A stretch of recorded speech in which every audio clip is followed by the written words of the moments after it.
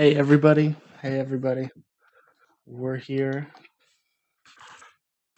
and ready to get started 2 minutes earlier than I thought we were going to be, which is pretty cool. Pretty cool. I hope everybody's having a good day today. I sure am, because I got to wake up and do some StarCrafty things. Now, please, in the chat, tell me if there's anything wrong with the sound quality, because we've had some issues with StarCraft lately, and it's like exclusively StarCraft, so I'm not quite sure what is wrong with it. I did everything that I know to fix it, but that doesn't necessarily mean it's fixed. So please, let me know if there are any sound issues, because I want to get them fixed as soon as possible. So in the top right, we have our blue Terran player. It is SzykujDupsko. Okay, yes, SzykujDupsko. And in the bottom left, our blue Terran player, it is Healer.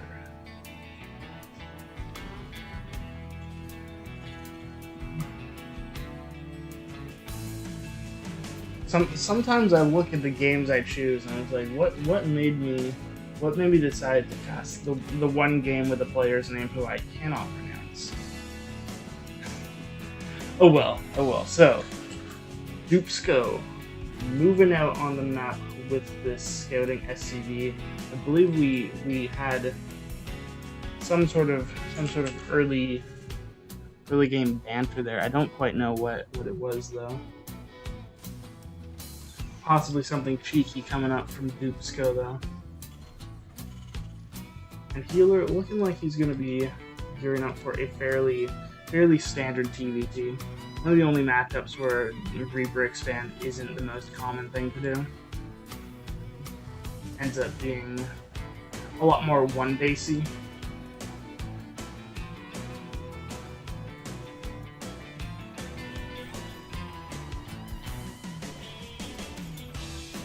But Dupsko is getting that Reaper, and also not going for the Reaper Expand. So it doesn't look like either player has anything too tricky up their sleeve, so far at least. We could see something like maybe a Banshee opening. Definitely gonna have a 1-1-1 from Healer, but actually Dupsko getting a fairly fast CC. So faster than you would usually see, and then because of this, we'll be delayed on making that starport. I believe, yeah, it was on one gas up until now. Healer does push out that Reaper. Gets all of the scouting information though, which is pretty nice to see. You know, it's nice to see the completed 1-1-1. There's a bit of questionable information though, because you don't quite know if there's going to be a tech lab swap. Doesn't look like there's going to be though, and the Reaper does get in to get that information. Nice zoning from Dupsko, making sure that the Reaper can't really follow. And now this Reaper for Healer might go down. Yeah, gonna just decide to trade against the other one, and actually, with the Cyclone coming out, is able to clean that up as well. It takes a bit of an edge there, trading one Reaper for a Reaper and a Hellion.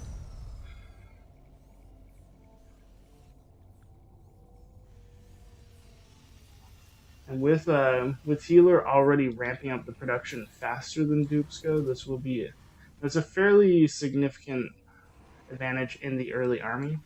But of course, Dupsko will have this faster CC that's going to start producing workers and mules really quickly, and will soon be able to equalize and possibly even surpass Healer in the worker count. Feels like Dupsko may have been missing macro cycles though, because we do see that he's currently 3 SCVs down, and there has taken no losses. So either intentionally missed them to get his tech out faster, or just had an accidental slip up. I mean, it happens to all of us really. But we do not have that Tech Lab switch, so not going to be any sort of Banshee play. And the same thing from Dupsko. This has sort of become the standard. The Tech Lab factory, naked starport, and then yeah, you want this double racks for the stim. Of course, Healer does not have that second racks yet, so stim will be quite delayed compared to Dupsko's, and that could be an exploitable timing. So, like we said, the worker count now starting to equalize, and it might go like 1 or 2 into Dupsko's favor, but now that Healer's CC is able to start mining, it should stay relatively the same, unless one of them takes a faster third.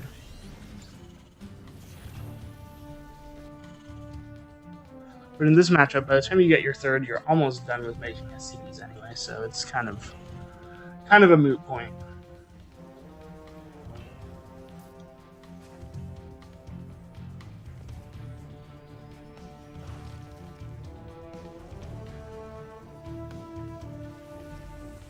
So extra racks being thrown down for Healer, starting that stim now as well. Ooh, we're gonna be able to pick off that Viking. Picking off the Viking, and then I suppose going to start using the tanks to, maybe pick off at the side, the buildings on the edge of the base. Can definitely get that depot. We'll see about anything else. Be a little ambitious to go for something like these buildings. The quick reposition of these tanks is really going to mess this up. And Healer's going to have to move. Can't really see what's going on here, but he does get a tank there. And then quick pickup on his, so really taking minimal losses there. Gets a tank and a supply depot for basically free. So very big advantage there. If we look at the units lost, 15-2. Like that is insane. That is so cost efficient.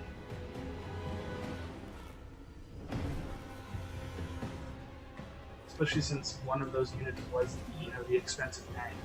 You really just can't afford to lose at any point in this matchup. You want to keep increasing your tank count while trading out the bio, not the other way around.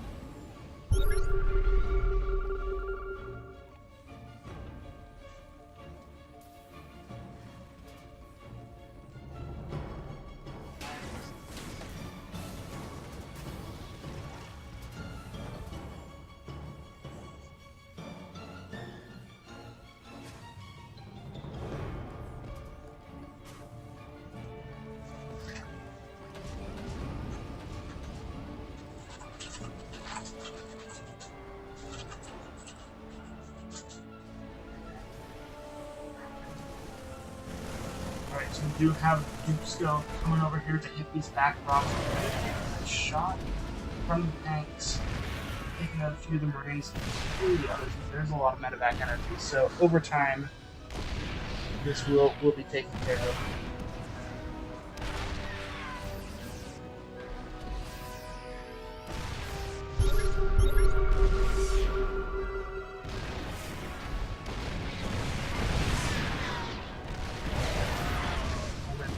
Nice tank flank. Getting some shots off there. This is a really awkward situation for Dupsko. I think Healer might just have him in a bind here. But he is going to Dupsko. Just barely. Nice micro.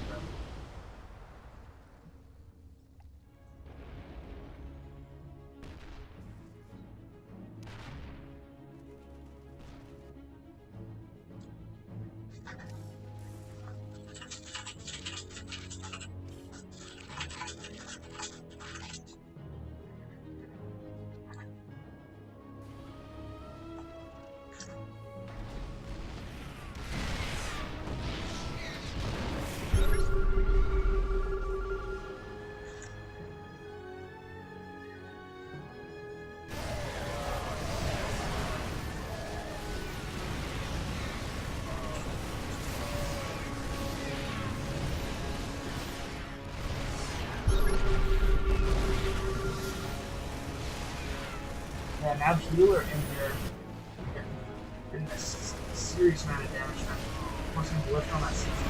Even is killing it. Moves the tanks though. A bit of a big deal, but at the same time, the advantage he got off that is 100% worth it. Currently 23 workers to 50, 150 supply to 60.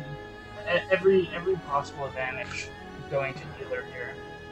-1 upgrade. Yeah, that is the one edge that Dupsko has here. But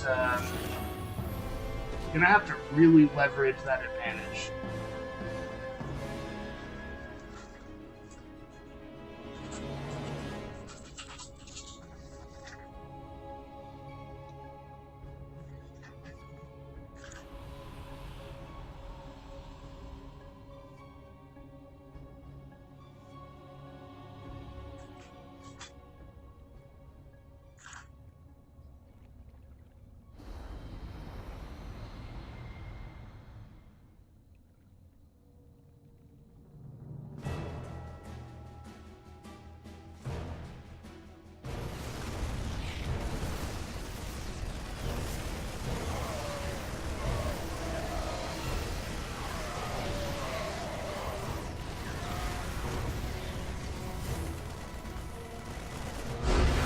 That is a GG.